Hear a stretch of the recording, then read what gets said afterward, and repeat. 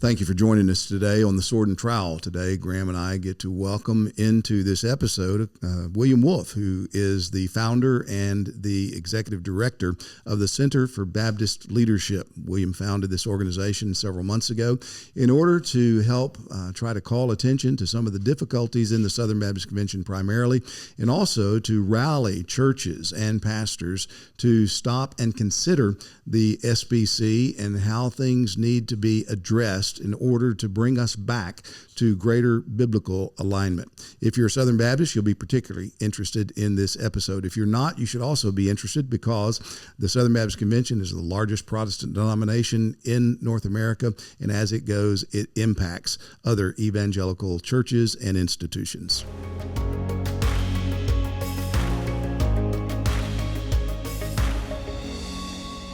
Welcome to the Sword and Trowel. The Sword and Trowel is a podcast of Founders Ministries, and Founders exists for the recovery of the gospel and the reformation of local churches. I'm Tom Ascol. And I'm Graham Gunden. We're delighted to have you join us today, and we welcome into this episode William Wolfe, who's coming to us from North Carolina. And William, welcome to the Sword and Trowel. Thanks for having me back, guys. Good to be here with you. Yeah, we're glad to have you back on here. And I think last time you were living in Kentucky when we had you. Now you're in North Carolina. You've been there for about a year or so. Is that right? Yeah, coming up on it, a little less. Yeah, well, thank you for making time to be with us today. We want to talk to you about some of the activities you've been involved in over the last 6 months, 9 months or so. You are the founder of a new organization called the Center for Baptist Leadership and the executive director of that organization. So tell us about the genesis of it. I mean, why did you start this at this time, and what are you doing with that center? Yeah, well, I ask myself every day why I am trying to move the Sisyphean rock up the hill of the Southern Baptist Convention. And I lay my head on the pillow and remind myself that, this matters, Lord willing, for the future of gospel work, both in our nation and around the world. The Southern Baptist Convention, as you guys know, is a huge denomination, largest Protestant denomination in the United States of America. And for 160 years, the Lord has blessed that denomination's effort in planting churches and taking the gospel of Jesus Christ to the ends of the earth. And that gospel message, teaching everybody to obey all that Christ has commanded, it must remain pure and unadulterated, or this massive church planting, gospel sending organization could be subverted and corrupted, and we could see false gospels and false churches planted around the world. And so the health of the Southern Baptist Convention matters, and I don't think that the health of the Southern Baptist Convention is where it needs to be right now according to biblical standards. And so the Center for Baptist Leadership is a new effort alongside of other many wonderful brothers out there who've been fighting for reform in the Southern Baptist Convention, like yourself and Baptist Network, and now Christ Overall is getting involved in this fight to try to help bring the Southern Baptist Convention back to biblical standards, mission fidelity, and confessional faithfulness for the Southern Baptist Convention. The difference with Center for Baptist Leadership than perhaps some others is we are trying to really be a think tank for the denomination. We want to publish things that are critical to the issues facing us as a denomination internally. We want to help equip pastors and lay members and institutional leaders to engage the threats coming from the outside world, pressing in on the Southern Baptist Convention, and then to equip Baptists to be a better voice in the public square. Well, that's wonderful. So why focus on leadership? I mean, Center for Baptist Leadership. It could have been Center for Baptist Renewal, Center for Baptist Health, but leadership. I mean, what's behind that? Sure. Well, Center for Baptist Renewal is taken. There are some guys out there doing an effort there, which I think in large measure, at least the thesis of that effort is good, is trying to recover the theological importance of the Reformation and Baptist distinctives. That's important. But at the center of so many of the issues plaguing the Southern Baptist Convention is, I think, a lack of biblical, bold, and courageous leadership. Because, people say, well, look, where all the liberals have left. And first of all, I don't think that's entirely true. But the problem is we have men who on paper say that they're committed to the same things you and I are committed to, but when they go and they lead in a different direction. And so whether that is fundamentally that they're not committed to the principles they've signed their name to, or they're being, cowardly in the eyes of the world, I think the root there is a failure of leadership. And so we want to equip Baptist, again, pastors, lay members, and institutional leaders to forthrightly and to plainly defend our historical Baptist commitments and our theological commitments, even as they apply to cultural challenges of the day. And so we want to see a new generation of Baptist leaders really drive the Southern Baptist Convention back to a place of prominence in American evangelicalism for the good of the entire country. I think that if we're leading from behind, that's the best we're doing. And at worst, we're often leading in the opposite direction, AKA in the direction the world is trying to take the church. So, thinking about leadership within the Southern Baptist Convention, and as you say, failures of leadership within the convention, I don't want to necessarily put you on the spot, but I mean, just could you give us examples of the ways in which this has kind of played out in the convention, even over the past 10 years and more recently? Yeah, well, I'll go back just a little bit further. I think after the triumph of the conservative resurgence, we entered into what could be called a peacetime in the Southern Baptist Convention to a degree.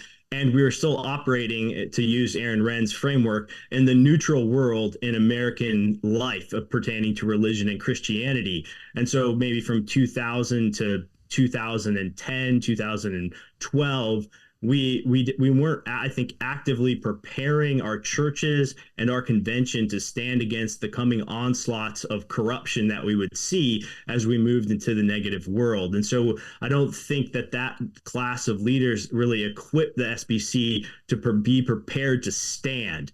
And so then once those onslaughts came, critical race theory, Obergefell, transgenderism, a DEI, all this stuff, the sort of winsome style class of leaders started crumpling in the face of that. And I think one really pertinent example is the handoff from sort of the old school non-Calvinists who were leading the Southern Baptist Convention to the young, restless, and reformed guys as embodied by J.D. Greer. And I've thought about this quite a bit, and I think that I really don't like that adjective, restless. That's a subversive adjective. We should have, if anything, they should have been young, righteous, and reformed. That would have been better. But during J.D. Greer's tenure as president of the Southern Baptist Convention, I think he really used DEI standards to make appointments to trustee positions, which that's one of the most critical things that a president does. He appointed people based on their gender or their biological sex as opposed to their commitment to scriptural truth. And then he led us through some pretty contentious periods in the public life, particularly the onslaught of the allegations of there being, widespread abuse in the Southern Baptist Convention by a Me Too rhetoric of believe all women, throwing due process and biblical standards of justice out the window. And then right on the heels of that, we had, during his tenure, we had resolution number 9. Then we got Ed Litton, who was obviously a plagiarist. He doesn't respect God's word in the pulpit. And then we've had Bart Barber for the last 2 years. So I think these 6 years in particular have been a marked and rapid decline of leadership in the Southern Baptist Convention, really all under the mantra of the world is watching, as if that could be the most important thing, as opposed to what does the Bible say and is God watching? And we know the answer is yes. Yeah, it's interesting, particularly I think it was from 2019 on, every convention I've been to. From the platform, you hear that phrase over and over, brothers and sisters, the world is watching, and as if that's what we're supposed to be concerned about. And yes, certainly we want people to hear our testimony of the truth. We want people to see our good works and praise our Father in heaven. But the point is that they would praise our Father in heaven, not that they would like us so that they would want to listen to us. Yeah, we have certainly had that kind of attitude foisted upon us time and again from the platform. Thank you for joining us today for this conversation on the Sword and the Trowel. Tom and I wanted to invite you to come and join us down here in sunny Southwest Florida, January 23rd through the 25th for our National Founders Conference. This next theme for next year is going to be Revive Us, O Lord, a whole conference on revival. Dr. Tom Ascol, Dr. Bodie Bauckham, Jeff Johnson, Dr. Joel Beakey will be some of the speakers that will be there with us. It's going to be a wonderful time, as the Founders National Conferences always are, of fellowship and growing in the Word. So go to founders.org, look at some of the information on the conference. We'd love to have you here. And if you'd like more information, you can see some of that at the end of this podcast.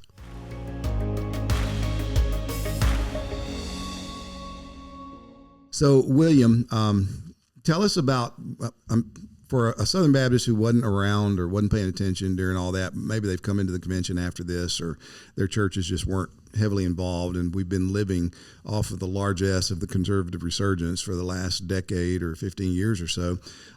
They hear cries of, we've got to change the direction. We need to wake up and realize we're going down a bad path. We've got leaders who have failed.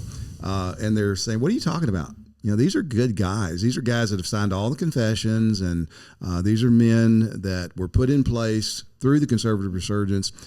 What are some examples today of problems in the SBC that should rise to the level of motivating us to get to the next annual convention and to vote in a way that will go contrary to what the platform has been driving this convention to do over the last, say, 8 to 10 years?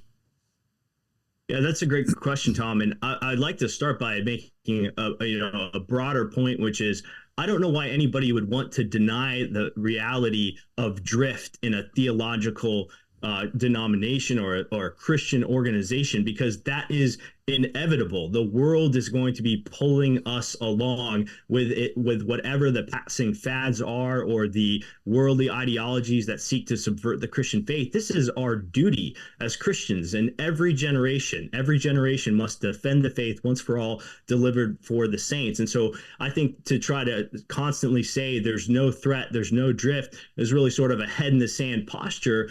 Instead, we should be watchmen on the walls looking for the threats and seeking to identify them. And so that, just the reality of the threat of compromise and drift, will be ever present with us.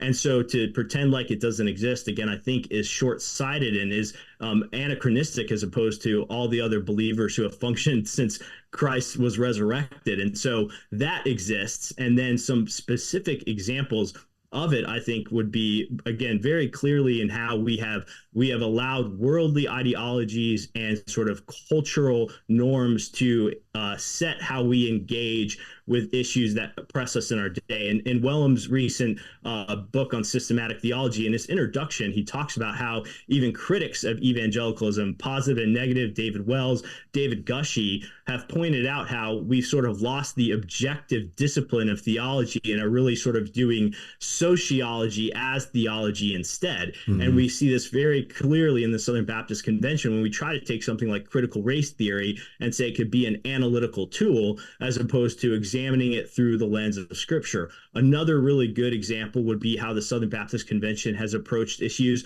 of LGBTQIA plus, or whatever acronym you want to use. I think that we've accepted a framing from the world that you can be a quote unquote gay Christian.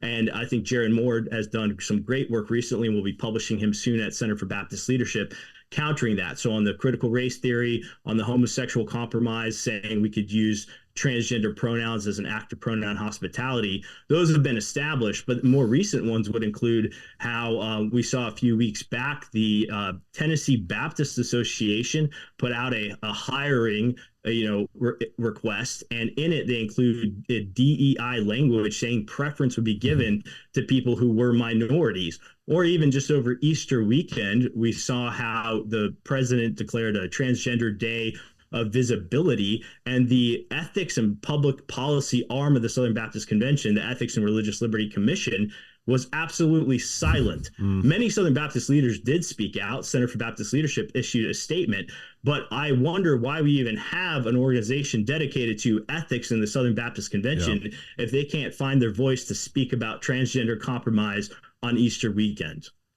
Well, that's a great point. And the ERLC, I think, is long lived past its best use by date and should be defunded. I tried to defund it from the floor of the convention several years ago and was ruled out of motion, but hopefully some brave soul will do that again in Indianapolis, and we can overrule the chair if the chair says that that motion is out of order and just simply take them out of the budget, which can be done because the budget is adopted one of the first things at the convention. So the first day, first morning session, and whenever that budget is proposed, study it before it gets to that point, and then just make a motion that the line item that funds the ERLC be removed and that it be put to zero. And if we do that, then they won't at least be getting Southern Baptist money. We all know they have plenty more money coming in from other sources that will more than keep them afloat, but at least it won't be the cooperative program dollars that are paying their salaries.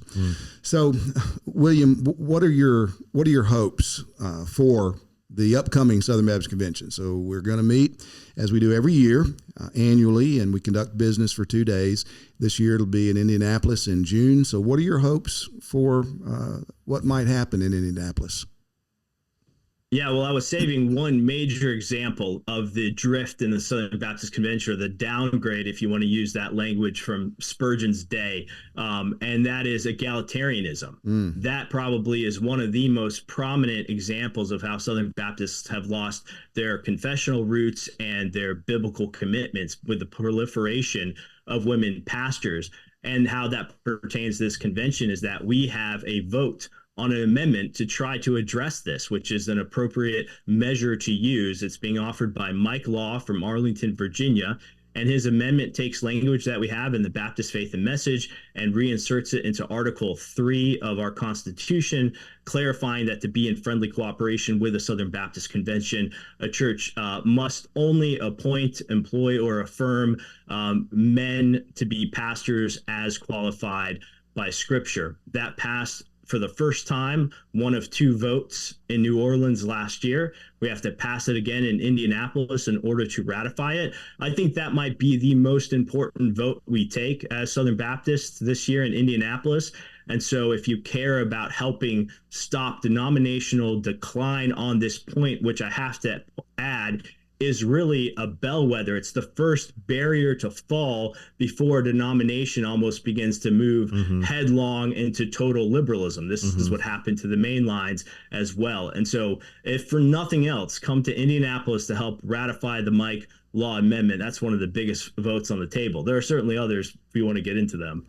So why, first of all, are there any Southern Baptists of prominence, any Southern Baptist leaders that are opposed to the Mike Law Amendment? And why would any right-thinking Southern Baptist who believes the Bible be opposed to the Law Amendment?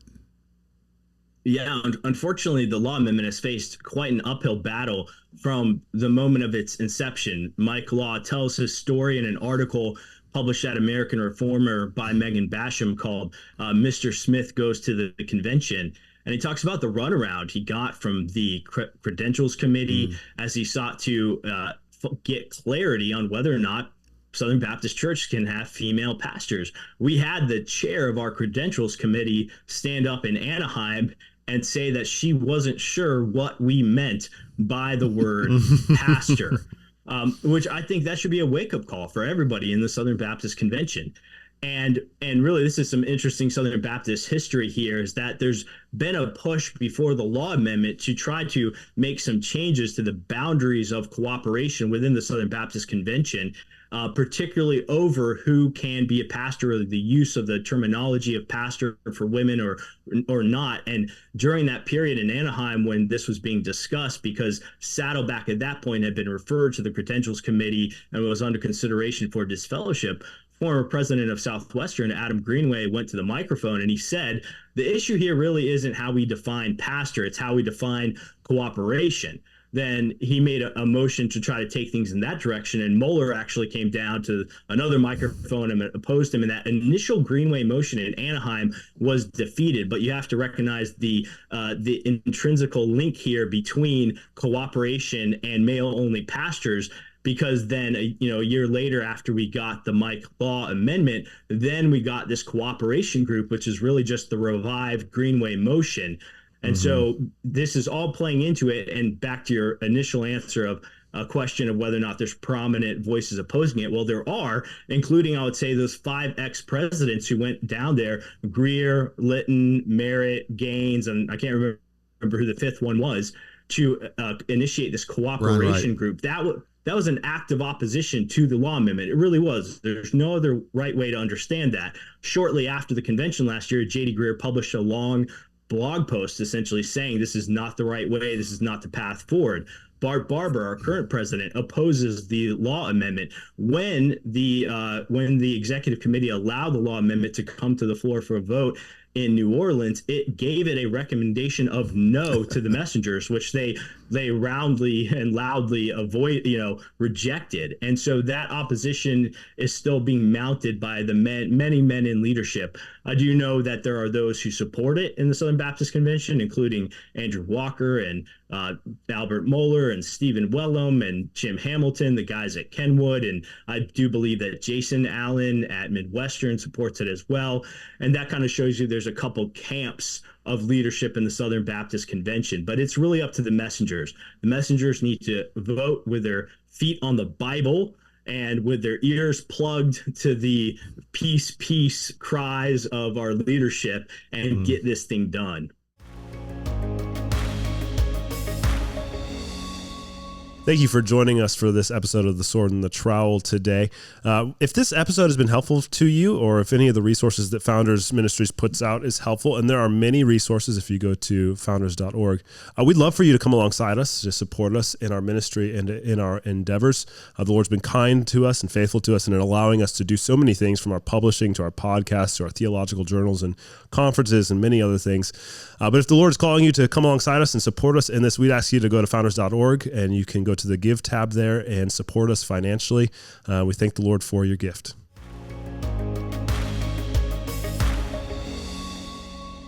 Yeah, it is so clear to me, just looking at the convention and what you've just related, that there really is a crisis of leadership in the convention. People who have taken on the mantle and have either led us down the wrong path or have just not led us at all. And so I'm very excited about the work that you're doing at the Center for Baptist Leadership. What are some things? I know the center is new, but what are some things that you guys are hoping to accomplish here in the near future? Are you guys working on any projects?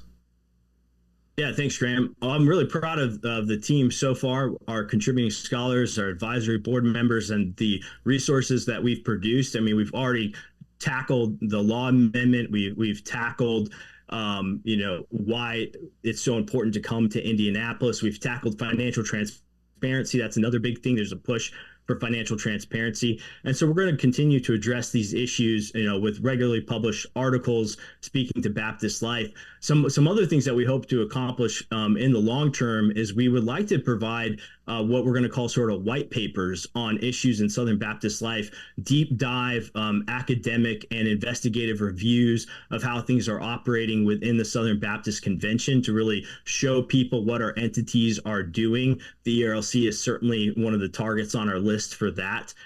We hope to have a journal publish, not just articles, but more academic journals over time.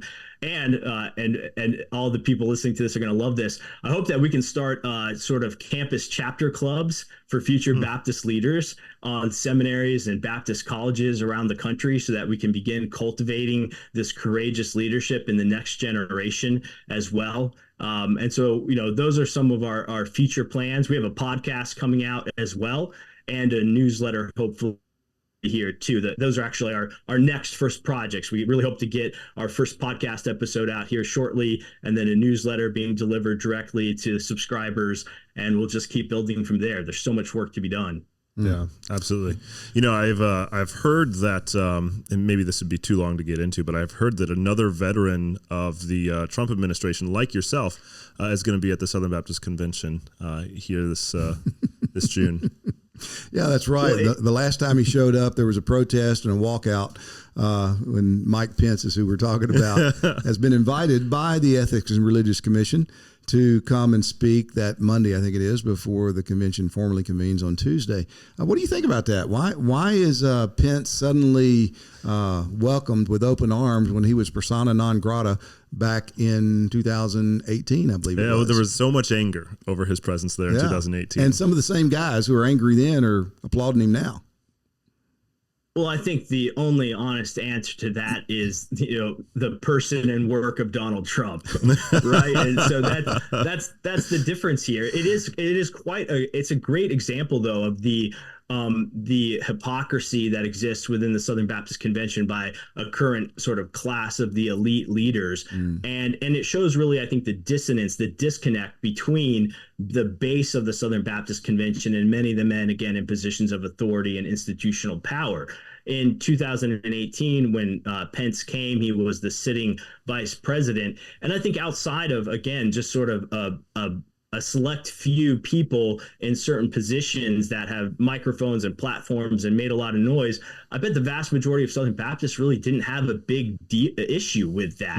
Maybe it's not the most appropriate thing in the world, but it certainly is not a bad thing, at least in my mind, that a sitting vice president would want to show respect to a massive Christian denomination. What would you prefer instead? That the FBI was sort of posting up outside of the convention and harassing all of us on our way in? Because that's quite a likely scenario under the Biden administration, the way that things are going. And so I didn't have a problem with it then, but I think it just shows now that they're willing to do it. It really comes down to Donald Trump, and how Baptists have dealt with Donald Trump, I think, is really interesting and important. I'm an unapologetic supporter of Donald Trump, as I think most Southern Baptists are. Good people can disagree on that, but you should not be vilifying, 80% of the denomination that you say you claim to represent when they support Donald Trump and you don't. And so I think they're happy to have Pence now because Pence has broken with Trump, which shows you that the principle at play here is not politicians being associated with the Southern Baptist Convention. The principle at play is, how do we respond to Donald Trump? As my friend Mike Stone puts it, it's never about what in the SBC. It's always about who. And the fact that the who now is on the left side, well, okay, then that's acceptable. But before, the who was on the right side, and that just simply cannot be tolerated. So he has helped me to think through these things very simply and communicate them simply, that if you are thinking what, these things are similar, how can they be treated so differently? You're missing the point in the SBC. In the SBC, it's always about who. So thank you, Mike Stone, for those little words of wisdom and counsel. It'll help us going forward. So, William, give your best pitch to those who are Southern Baptist church members who they care about things, but they've got their lives and they're just keeping their head down, trying to do the best they can in their jobs and their churches, serving the Lord. And they hear about this and they say, well, should I go to Indianapolis? It's going to cost me time. I'm going to have to take off work and cost me money. So what is your best pitch as to why the salt of the earth church member of a Southern Baptist church should go to the expense and effort to get to Indianapolis to vote? Yeah, that's a great question. I'll try to be concise. I know that I can ramble on here, but I'll say this. I think that you should care about the Southern Baptist Convention as an act of honoring your father and mother and defending the gospel of Jesus Christ. And let me unpack those two.